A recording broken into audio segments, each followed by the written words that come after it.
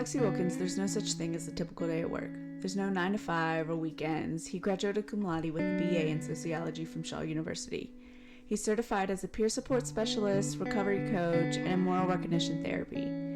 Lexi is currently employed at Family Preservation Services, where he helps his clients as they cope with mental health along with other life challenges. When Lexi's not providing support to members of our community, he's working to build his nonprofit Love and Respect. Love and Respect aims to treat mental health and addiction as one, because Lexi believes in most cases you can't successfully treat addiction without treating mental health. He's a huge figure in the recovery community here. You can't go to an NA meeting or things like that and the people don't know who he is. You know, peer support specialist, moral recognition therapist, Bachelor of Sociology. But the most important name is Daddy. It wears me out sometimes because I hear it all the time, Daddy, Daddy, Daddy, Daddy. But that's the most meaningful name that title that I carry. If you talk to him in any length, you know that his little baby girl she's number one on his list of priorities in terms of quality of life, of her well-being, her being safe, and him teaching her what she needs to know about life at her age and the things that she's going to encounter. Everything else, he's there to shield her from that. So hats off and many praises to him for being that type of individual. You know, I was born in '70, so I'm a '70s baby, and grew up with it, you know, and I remember, man, like Africa Bambaataa and you know, Grandmaster Flash and Melly Mel, like the pioneers of the rap music, you know, so. But life, you know, as far as home life, I couldn't ask for a better home life. My mother worked for Nabisco Brands, the one that makes Oreos and Nutter Butters and everything, and she provided for us, and you know, we saw her sacrifice for us. But again, there was like this draw, this fascination, and I remember she tried her best to shelter me, but we lived right in the right in the center of it. And you know, she wouldn't let me go out a lot, but I would just, you know, I would literally lay in the window just looking, you know, and you know, sort of opportunity presented itself for me to get out there and venture out, and I did, and oh my God, it was, you know, there was no turning back. So I ran with a clique, a little small clique of us. It was about 4 or 5 of us, and everything we did. Like, looking back, we were addicts then. Everything we did way past moderation. So we get together and smoke 10, 15, 20 blunts. You know? Then we started smoking what we call up top woos, and that's crack inside the marijuana. And we smoke, I don't know, from sun up to sundown, you know? Then we started sniffing powder.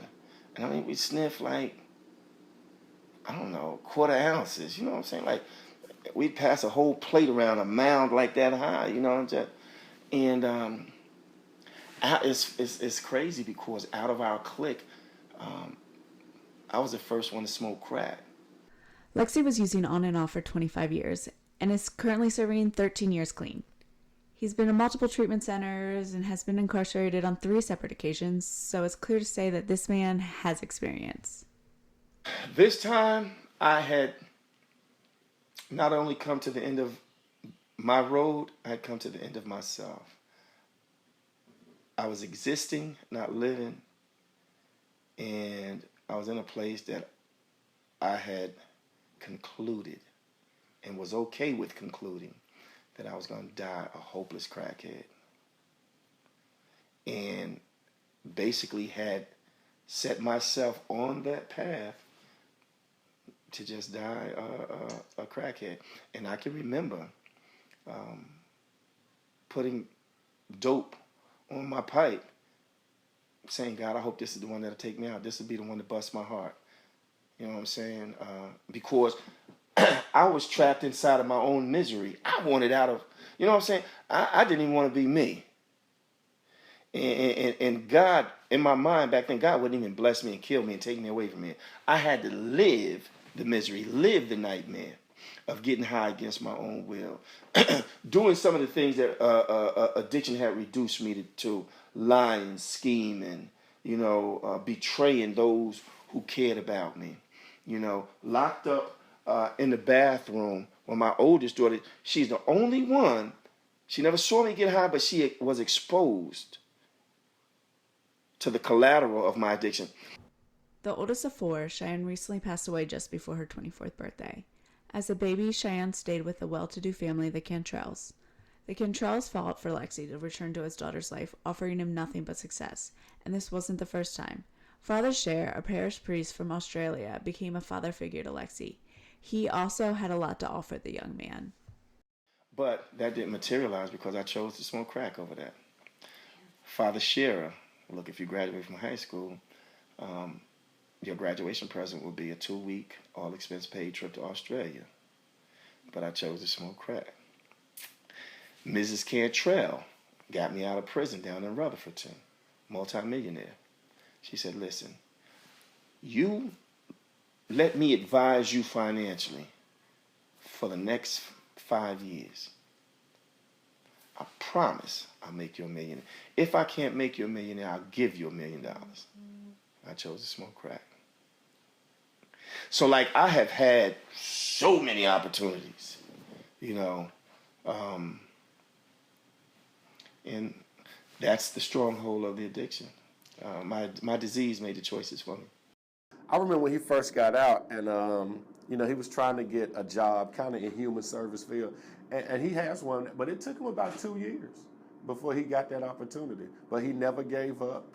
He never quit trying. Every time we go somewhere, he put his hand up. He say, "Hey, this is who I am. This is what I'm looking to do," and it paid off. It took a while, but it paid off. Yeah. During Lexi's most recent stay in prison, he was dedicated to righting his wrongs. He met reentry director Brent Bailey, who eventually became a mentor and a close friend. To me, he just kind of proves that it works if you work it. Like, he stayed connected. He kept me working, and he told me, that was kind of funny, he told me inside, I'm going to keep you working. You're going to work for me when I get out. I'm going to be in your office. I'm going to be asking for this. He's very truthful. He's very honest, and he will acknowledge the poor choices that he's made. But also, you won't hear him bragging about the better choices. Those are things that you have to find out from others around him who know him. Addiction robbed me, stole from me, took opportunities from me. But again, being caught up in something that was bigger, stronger, more powerful than me. And what has changed is older, wiser, living in the reality. Listen, we done squandered a lot of years. We ain't got, I'm talking we ain't got as long as we've had. From this point on, listen, ain't no get-backs, no do-overs, no restarts. We got to make it count. And here's the piece, man. If you don't get anything else, what I want to say is I am not my circumstances. I am not what I did. I made poor choices. And